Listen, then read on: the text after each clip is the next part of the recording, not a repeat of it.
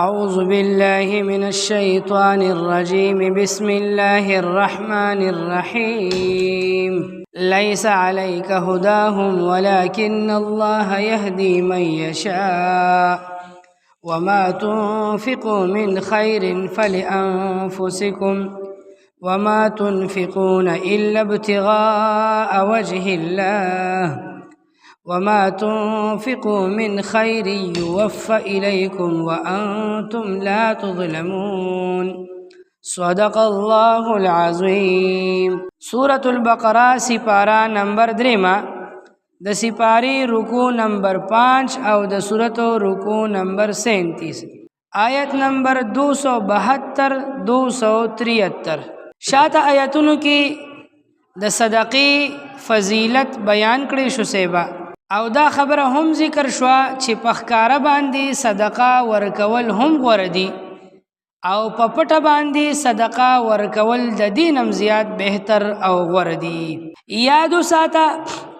یو نفلی صدقه ده او یو فرض زکات دی. فرض زکات چې ورکه نو صرف مسلمانانو غریبانانو له ورکه. فرض زکات کافرانو له نشي ورکولی، شرعا جایز ندی. یو نفلی صدقه ده. نفلی صدقات نفلی خیرات مسلمان له هم ورکول شي او کافر له هم ورکول شي. یو کافر دی او غریب دی او مستحق دی او وس د سینشته او تا صدقه خیرات وکړل نو مسلمان له ورکول شي دی کافر له ورکول شي. فرضی زکات په صرف مسلمانانو غریبانو له ورکه، کافر له بنه ورکه. په کافر زکات نه کیږي، نفلی صدقه او خیرات پې کیږي. اوس که یو مسلمان هغه کافرانو لا نفلی صدقه او خیرات ورکي او نور مسلمانان یا د په خپل زړه کې دا خبره راشي یا یو څوک ورته وایي چې د کافرانو له صدقې ولې ورکې، کافر له صدقې مو ورکو مسلمان له ورکو. نو یادو ساته په دې صدقو ورکولو باندې د کافر ته دا مسلمان هدایت نشي ورکولی. هدایت ورکول د الله په لاس کې دي. خو چې څنګه مسلمانانو له صدقه ورکې دغسې که کافرانو غریبانو له نفلي صدقه او خیرات ورکړي شي نو د هغه په زړه کې به د اسلام او د مسلمانانو احترام عزت او عظمت کینی. زړه کې به اسلام سره مینه او محبت پیدا شي نو ممکنه ده چې د دین اثر واخلي او د الله تعالی د طرف نه ورته هدایت نصیب شي او کلمه وایي مسلمان شي. نو د مسلمان سره سره کافر ته هم نفلی صدقه او خیرات ورکول شرعا جایز دي. هدایت ورکول دا د الله په وس کې دي، دا د الله طرف نه دي. نو الله فرمایي لیس علیک هداهم، پتا باندې لازم نه دي دوی ته هدایت ورکول، ستا په ذمه نه دي چې دوی ته هدایت ورکې. هدایت ورکول له الله کار دی. ولکن الله یهدی من یشاء، الله هدایت کوي چاته چې وغواړي. وما تنفقوا من خیر فلانفسکم، مسلمانانو تاسو چې سم صدقه او خیرات کوئ فلانفسکم نو دا د ستاسو د خپلو ځانونو د فایدې دپاره دي. الله وایي په دې کې ستاسو خپله ګټه ده، د دنیا هم پکې فایده ده، یو په دوه به درته الله تعالی راکړي او د آخرت هم پکې فایده ده، جنت او اجرونه او ثوابونه به درته حاصل شي. نو مسلمان چې خیرات او صدقه کوي د خپلې فایدې دپاره دي وکړي چې په دې کې په دې صدقې او خیرات کولو کې ما ته فایده ده او د الله د رضا دپاره دي وکړي. وما تنفقون الا ابتغاء وجه الله، او تاسو نه خرج کوئ مگر د طلب کولو د الله د رضا دپاره، د تلاش کولو د الله د رضا دپاره. مسلمانه صدقه او خیرات خاصم کې کنه نو طلب او چاهت او غوښتنه د الله د رضا وکړه، په دې نیت باندې وکړه چې د الله رضا راته حاصل شي. وما تنفقوا من خیر یوفى الیکم وانتم لا تظلمون، او هغه څه چې تاسو یې خرج کوئ خپل مال صدقه او خیرات چې کوئ الله وایي یوفى الیکم، پوره پوره بدله به تاسو ته درکړی شي په دنیا کې هم او په آخرت کې هم. پوره پوره اجر او ثواب به هم درته میلو شي. که الله وعده کړی د یو پلس به درکوي، که الله وعده کړی د یو پسل به درکوي، که الله وعده کړی د یو په 900 به درکوي. وانتم لا تظلمون، تاسو سره به هیڅ قسمه زیاتی نشي کولی. ناانصافي به د الله له طرف نه چا سره نه کیږي. للفقراء الذين احصروا في سبيل الله، دا صدقې او خیراتونه به مسلمانانو کې چاته ورکول کیږي. یو فرض زکات دی، د هغې تفصیلي بیان به بیا سورة التوبه لسمه سپاره کې راځي چې دا زکات په چا چاته ورکوي. یو نفلي صدقه او خیرات دی. دلته د دې نفلي صدقې او د خیراتو مستحقین ذکر کیږي چې ستا د نفلي صدقې او د خیرات او د نفلي مال مستحقین څوک دي، چاته ورکول پکار دي. مسلمان به د خپل صدقه او خیرات چاله ورکوي، د خپل مال به چاله ورکوي. للفقراء الذين، نو دا صدقه او خیرات په ورکول کېږي هغه چاته، هغه فقیرانو ته احصروا چې هغوی بند کړي شوي دي فی سبیل الله، د الله په لار کې. لا یستطیعون ضربا فی الارض، او په دې ځمکه کې د سفر کولو د تجارت کولو طاقت هم نه لري. د الله په لار کې څوک بند کړي شوي دي. یاد وساته د دې آیات په تفسیر کې مفسرینو حضراتو دوه قسمه خلک ذکر کړي دي چې څوک د الله په لار کې بند کړي شوي دي. یو مجاهدین فی سبیل الله دي چې د کافرانو سره جهادونه کوي او جنگیږي، نو هغوی شپه او ورځ په جهاد کې لګیا دي، سیبا د کفارو سره مقابلې کوي، د غزا په میدانونو کې لګیا دي. اوس هغوی جهاد فی سبیل الله کوي، نو د جهاد سره سره دیاړي او مزدوري نشي کولی، د الله په لار کې بند کړي شوي دي. د غزا د میدانونو کې خو دیاړي او مزدوري نه کیږي، سیبا هلته خو دې تجارت نشي کولی، صرف د کافر سره جنگیږي، نو دې د الله په لار کې بند کړي شوي دي. په دنیا کې د نورو عامو مسلمانانو په شانتي تجارت او د تجارت لپاره سفر نشي کولی. که سفر کوي نو جهاد به بیا څوک کوي؟ کدی تجارت کوي د دنیا دیاړي مزدوري شروع کی، نه د جهاد په شانتي عظیم الشان کار به په ځای پاتې شي، بیا به کافرانو سره څوک جنگیږي. نو مجاهدین فی سبیل الله دا د الله په لار کې بند کړي شوي خلک دي د اعلاء کلمت الله دپاره. او دویم نمبر طالبان د علم، عالمان د علم، کم خلک چې د علم زده کړه کوي، علم زده کوي طلبا، یا علم نورو خلکو ته ورخی، د علم ښودنه کوي علما دي، یا د علم زده کړه کوي طالبان دي. نو د دوی دا 24 غنټې زندگی دا د علم په زده کولو په ښودلو کې تیریږي. دوی د الله په لار کې، دا علم د الله لار ده، د الله په لار کې بند کړي شوي دي. اوس دا علما که د دین ښودل پرېږدي، دیاړی مزدورۍ پسې وځي، تجارت پسې وځي، یا دا طلبه که د علم زده کړه پرېږدي، دیاړی مزدورۍ او کارونو روزګارونو پسې وځي، نو د دوی نه به د دین د حفاظت، د قرآن د خورولو، د احادیثو د زده کولو، د دین یو لوی غرض او مقصد، یو اهمترین کار به په ځای پاتې شي. مدرسې به شړې شي، جوماتونه به شړ شي، قرآن به د مسلمان د منځ نه ختم شي، لاړ به شي، د احادیثو یو لوی ذخیره به ختمه شي، د دین یو لوی سرمایه او د علم د مسایلو یو لوی سرمایه به په ځای پاتې شي. یو وخت به داسې راشي دا مسلمان به د دین او د ایمان نه ناخبره پاتې شي. نو د دین طالبان او د دین عالمان دا احصروا فی سبیل الله د الله په لار کې بند کړي شوي خلک دي. د الله تعالی د دین د خدمت په وجه باندې، د الله د علم او د الله د قرآن او د الله د پیغمبر د احادیثو د خدمت په وجه باندې دا خلک بند کړي شوي دي. او دا داسې عاجزان خلک دي، یو مجاهدین فی سبیل الله او یو علماء طلبا لا یستطیعون ضربا فی الارض. یو خو دوی طاقت نه لري په دنیا کې د تجارت کولو او په دنیا کې د سفر کولو. که سفر او تجارت کوي نو د دین هغه مقصد ته پاتې کېږي. سیبا دویم، دوی دومره پاکیزه زندگی تیری، دومره عاجزانه زندگی تیری چې دوی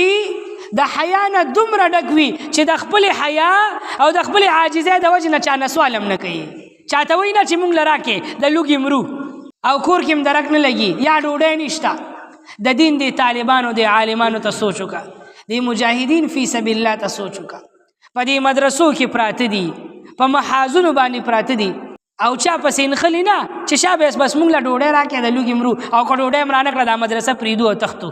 یا دا جومات پرېږدو او تښتو. یو عالم به داسې نه لیدلی چې هغه د خپل لوږې تندې دپاره یا د جامه پیزار دپاره یا د تنخواه یا د دنیا دپاره احتجاج کړی وي چې زه جومات پرېږدم، ماله تنخواه راکړي، او که تنخواه راکوي جومات پرېږدم یا مدرسه پرېږدم. یا مجاهد وایي چې د جهاد میدان پرېږدم او پیسې چاندر راکې او کنه راکوي بس جهاد نه کوم داسې نه یو مجاهد کوي او نه یو عالم او نه یو د دین د طالب کوي ولی دا ډېر عاجزان او پاکان خلق دي دوی لله فی الله خالص د الله د رضا دپاره لګیا دي صاحب اوس داسې خلق چې نه دا چا نه غوښتنه کوي نه چا پسې انخلي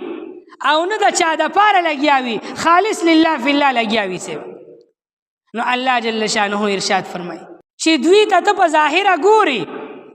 نو تا ته به داسې ښکاري چې دا ډېر مالداران دي د مولوي صاحب چې کپړو ته چې ګوري تکه سپینه جوړه به یې چولي صاحب د پاسه به یې پې تک تور واسکټه به چولي او ښه ښکلې پیزار به یې مچولي او ښه پاک صفا به ګرځي ته به وایې چې ګنې دا د کلي نواب دی او جیب به له وګوره نو 2 روپۍ به هم پکې وي صاحب کیدای شي چې بیګې هم نه وي خوړلی اوس ډېر کم به داسې وي اوس خو مولیان ښه دي صاحب تکړه دي خوراکونه ډېر کوي خو په ظاهره د دې علماو طلباو زندگی په ظاهره به تا ته ډېر مالداران ښکاري په حقیقت کې دا ډېر فقیران او ملنګار خلک وي خو د چا نه غوښتنه نه کوي او چا ته وایي نه چې راکه او نه چا پسې انخلي د سوالګیرو په شانتې بعضې سوالګیر وي که نه خلکو پسې دې مټ نه به دې رونیسي راکه چېرته ځي نو علما طلبا د چا نه داسې غوښتنه د الله په لار کې بند کړی شوي دي خو د چا نه سوال نه کوي د چا نه غوښتنه نه کوي که چا ورکړل نو خدای دې ورسره ډېر خو کړي که چا ورنکړل هغه سره دې خدای ډېر خو کړي الله وایي یحسبهم الجاهل د دوی د حال نه چې کوم خلک ناواقفه وي نو دغه خلک په دوی ګمان کوي اغنیاء د مالدارې من التعفف د سوال نه کولو د وجنه استاد یو جامم تک سپینه جوړه مچولی تک تور واسکټه مچولی تک سپین روماله مو سره پوګي خو دی او خې سری کړو کې ګرځي او چانه سوالم نه کوي چې راکې نو خلک کوئی بس د مالداران دي نو مولا په خېټه موړ دي سیوا د ته ضرورت نشته مالدار دی ولی سوالم نه کوي سیوا نو الله وی دا دی د خپل حیا او د عاجزه د وجنه سوال نه کوي او ته به وګوري د په علاماتو نه به تا ته معلومه شي چې دا فقیر او ملنګ دی د علما او طلبا او مخ ته چې ګوري نو د هغه د مخ نه او د هغه د ژوند حالاتو ته چې ګوري تا ته به پته لګېږي چې دا مالداره نه دی وی په علاماتو باندې وپېژنه نو د عالم طالب او د مجاهد مخ ته چې وګوري تا ته به پته ولګېږي چې دی محتاج دی او دی ضرورتمند دی سوال به تا نه کوي سیبه په ظاهره به درته ډېر مالدار ښکاري خو د علاماتو د نښو نښانو نه به ته معلومې نو الله وایي په علاماتو او په نښو نښانو یې معلوم کا اصحاب صفه د حضور پاک صحابه یا لکه 400 کسانو 400 او بعضی کتابونو او روایتو کې لږ کم ذکر شوي دي 300 بعضو 400 ذکر کړي او دا په مسجد نبوي کې دی رو او صرف د حضور پاک نه دین زده کول او صرف د دین خدمت یې کول چې د جهاد موقع به راغله د غزا په میدانونو کې به پراته او چې جهاد به ختم شو د شپې به ټوله شپه تهجد وکړو او دروازې به ټوله ورځ په مسجد نبوي کې ناستو او حفظ به یې کولو یا به قرآن اړولو یا به د دین مسلې اړولې صاحبه حضور پاک نه چې به څه اورېدلي بس د هغې تکرار به یې کولو دا د علم خدمت د علم زده کړه یې کوله دقه اصحاب صفه دا آیت په حقیقت کې د دقه خلکو په باره کې نازل شوی دی او څوک چې د دغه خلکو په نقش قدم روان دي یعنی د دین په خدمت کې لګیا دي که علما دي که طلبا دي که مجاهدین دي نو هغوی به هم د چا نه سوال نه کولو او په ظاهره حضرت ابو هريره رضی الله تعالی عنہ وی مونږ باندې به دومره نهارې راغللې چې د نهارې او د لوږې د لاسه به بېهوشه را پرېوتو صاحبه خلکو به وي چې په دوی د میرګي مرض راغلی دی د میرګي دوره پرې راغلی ده چا به راله خولې ته څپیا کنیوله سپېمو ته چا به راله پیزار دی سپېمو ته نیو چې میرګي پرې وي په ما به میرګي نه و هغه به د لوږې نه را پرېوتو مه صاحبه 3 ورځې به مې لوږه او تنده تېرو نو الله وایي داسې خلک وګوره په علاماتو په نښو نښانو یو پیژنه چې د الله په لار کې بند کړي شوي دي د الله د دین د خدمت د وجنه خپل صدقه او خیرات داسې خلکو ته ورکړه په دوی باندې ستا صدقه او خیرات کیږي مسلمان کې هر چا ته صدقه او خیرات ورکول شي خو د بدانو په نسبت باندې نیکانو خلکو ته صدقه او خیرات ورکول ډیر افضل دي نو علما طلبا مجاهدین دا د دې معاشرین نیکان خلک دي دوی باندې خپل صدقه او خیرات وکړه یو مولوی صاحب یو استاد جی په جمعات کې به طالبانو ته درس کولو ډیره د غریبۍ او د فقیرۍ زندگی تیروله صاحب یو وخت په داسې راغی چې 3 ورځې مسلسل یې خوراک ونه کړو 3 ورځې نهارې تېرې کړلې او هغه خپل سبق له هغه خپل کار له براتلو 3 ورځې شوه 3 ورځې خولې ته نوړۍ نه ور تېره کړې او طالبان ورته ناست نو په 3 مروزه د ډېرې لوږې د لاسه دا اواز یې کم شو، اواز یې غلی غلی راوتو. یو طالب پی شو په طالبانو کې چې د استاد د اواز 2 مروه 3 مروز د چې غلی غلی کیږي، لکه جوړې د خوراک کمی د خوراک یې نه دی کړی. نو چې درس ختم شو نو دا طالب پاسېدو، یکدم ډایرک د درس نه پاسېدو چې چوټي وشوله او سیده کور ته لاړو. د مالدارې کورنۍ نو د دې استاد په زړه کې راغلل چې دا طالب را باندې لکه چې پیښو نو کور ته لاړو سره لروړي. انسان تر حالاتو نه اندازه کیږي کنه. وی زړه کې می دا راغلل پښتانه وای نو د استاد په زړه کې راغلل.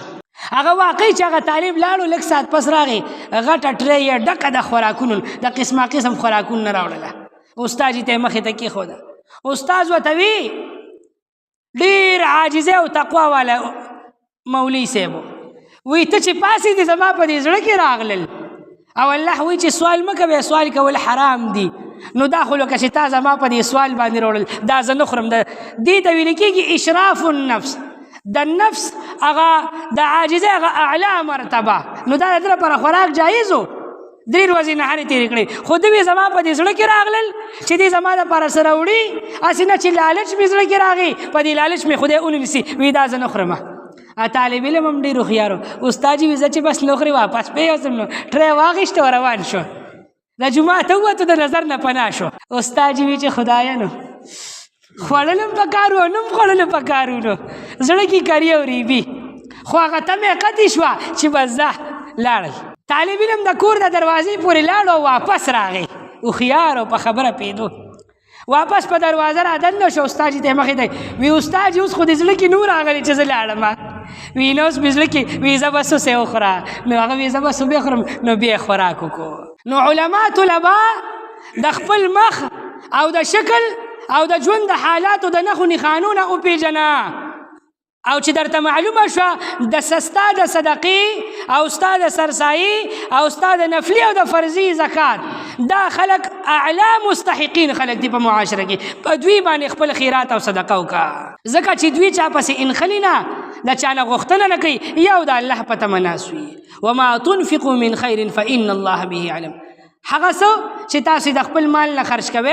الله په دې علیم ذات دی، پوهه ذات، خبردار ذات دی. الله به تا ته بدلی درکوي. نو د الله نه به د بدلو تمه ساتي او الله ورکولو والا ذات دی. اجر او ثواب به الله درکوي. لیس علیک هداهم نشته دې ستا په ذمه باندې هدایت د دوی، لازم نه دی پتا باندې دوی ته هدایت ورکول. ولكن الله لیکن الله تعالی یهدی هدایت کوي من یشاء چاته چې وغواړي. وما تنفقوا من خیر او هغه څه چې تاسو خرج کوئ د خپل مال نه فلانفسکم نو بس دا د ستاسو د خپلې فایدې دپاره دي او د الله د رضا دپاره دي. وما تنفقون او نه خرج کوئ تاسو خپل مال لره الا ابتغاء وجه الله مگر د تلاش کولو دپاره د الله د رضا، مگر د پاره د الله تعالی د رضا د تلاش کولو. الا ابتغاء وجه الله مگر د الله تعالی د رضا د تلاش کولو دپاره. وما تنفقوا من خیر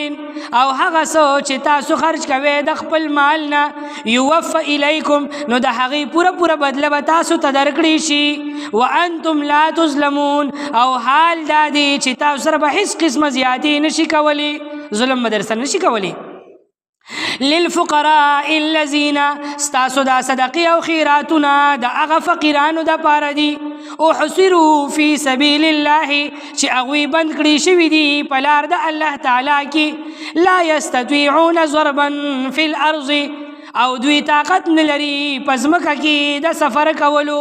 یحسبهم الجاهل اغنیاء د دوی د حال نه ناواقفه خلک ګمان کوي په دوی باندې د مالدارۍ من التعفف د وجې د سوال نه کولو نه. دوی سوال نه کوي نو ناواقفه خلک وایي جوړې دوی مالداران دي. تعرفهم بسیماهم ته به پیژنې دوی لره په نښو نښانو باندې په علامتونو باندې. دې ځنه دا معلومه شوه چې ډېر کارونه په علامتونو باندې ګورې معلومیږي او پیژندل کېږي. نښو نښانو باندې به ته ډېرې خبرې معلومې لکه یو سړی دی او مړ دی او مړ سړی دی اوموندلو یا مړه ښځه دی اوموندله او تا ته دا پته نه لګېږي چې دا مسلمان دی که هندو دی کافر دی که مسلمان دی څنګه یې ښخ کم جنازه ولا حکم کو نه کما او څوک شته هم نه چې تاله خبر درکړي نو داسې مړي سره به څه کې نو وینه خو نښانو ته وګوره علاماتو ته وګوره که ښکلې سوچه ده او جیب کې تسبیح او مسواک راووتو نو بس مسلمان دی سیوا جنازه ولو که د مسلمان په شانتي دفن کا او د دې هندوانو یو خپله نښه وي په دې لاس کې یو خاص قسمه تار اچوي په دې غاړه کې یو خاص قسم تار اچوي نو که په غاړه کې او په لاس کې دا قسمه تار راووتو نو سوچه هندو دی سیبه د هندوانو په شانې ویې سوځوه نو مسلمانه خیال کوه ګورې هندو د ځان نه جوړ نه کړي هسې نه چې مسلمان یې او بیا دی شمشان گاټ کې دی تخته کی او د دې عیسیانو یو خاص نښه وي په دې غاړه کې صلیب راځوړند کړي وي نو چې مړي دي وموند او په غاړه کې دا صلیب دی د دې سیکانو یو خاص نښه ده په دې خپه کې یو کړی اچولی وي د اوسپنې په دې لاس کې یو کړی وي په دې غاړه کې یو کړی وي د اوسپنې نو دا د هندوانو د سیکانو د کافرانو خپلې نښې دي دغسې د مسلمان خپلې نښې دي د مسلمان په جیب کې به تسبیح وي مسواک به وي ښکلې ږیره به وي اوس هندوه ښځه چې مړه شوه نو د هغې په دې تندي ګوره دلته به یې خال وي او دلته به هغه سره هغه امچوره غوندې کې به یې اچولي مساله غوندې کې یو خاص قسم رنګ وي سیندور ورته وایي سیندور هغه به یې مږلي وي مسلمانه ښځه دا کار نه کوي صیبه نو ته به په علاماتو باندې پیژنې نو دا د دې نه معلومه شوه چې په علاماتو هم ډېرې خبرې او ډېر کارونه پیژندلی کېږي نو مسلمان دې ځان کې نښې او علامتونه د مسلمانې را پیدا کړي او د مسلمانۍ علامتونه دې په ځان کې راوړي د هندوانو د سیکانو او د نورو کافرانو نښې نښانې دې په ځان کې نه راولي چې په شکل باندې مسلمان پیژندلی کېږي نشي د هندوانو په شانتې لا يسألون الناس الحافا دوی سوال نکي د خلقنا الحافا علاوه د مبالغه د نکولو د سوالنا یو خو په زور سوال کول دي شابه راکه په خدای بشي او پتا بشي راکه ګوري او یو عام سوال کول دي نو دا خلک عام سوالم د چاله نه کوي هغه په زور سوال کول خو ډیره لري خبره ده وما تنفقوا من خير او هغه څه چې تاسو خرج کوئ د خپل مال نه فإن الله به عليم پس بشک الله تعالی په دې باندې خبردار ذات دی پوهه ذات دی سبحان ربك رب العزة عما يصفون وسلام على المرسلين والحمد لله رب العالمين برحمتك يا أرحم الراحمين